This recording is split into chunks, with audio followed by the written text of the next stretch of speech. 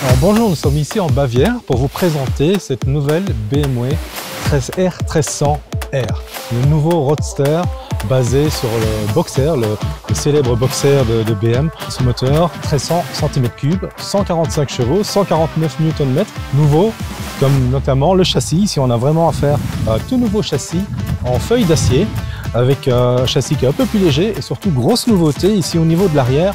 C'est un châssis un berceau arrière en aluminium. L'un des maîtres mots sur cette moto, c'est le recentrage des masses. L'autre grand changement au niveau de cette moto, c'est la position de conduite.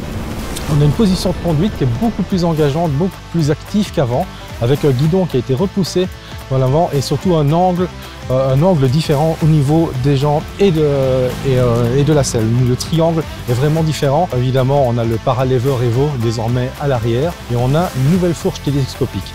C'est aussi la première moto où le coup de ressort est réglable automatiquement. Alors, grâce à une prouesse technique, BMW a autorisé cette adaptation sur la route.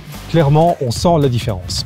Au niveau du design également, BMW a pas mal travaillé sur cette moto pour avoir un design plus modulaire, un design beaucoup plus fluide qu'auparavant. Il y a une évolution clairement par rapport à la 1250, une évolution qui va certainement dans le bon sens. Par contre, petit bémol, on a l'impression que cette moto est devenue plus fatigante que par le passé, du fait de la position de conduite, du fait de l'engagement nécessaire pour la piloter, du fait de la boîte qui est un peu plus ferme, plus dure, mais aussi, il faut l'avouer, de vibrations, certaines vibrations que l'on n'a pas nécessairement sur les autres motos qui disposent du même moteur, que ce soit l'AGS, que ce soit la 1300 RT. Et ici, ici on avait certaines sensations de vibration au niveau du guidon qui contribuent à en faire une moto un peu plus fatigante, sans doute que le modèle précédent. Pour en savoir plus et pour connaître, pour découvrir aussi les nombreux points positifs de cette moto, parce qu'elle en a vraiment pas mal, je vous invite à me retrouver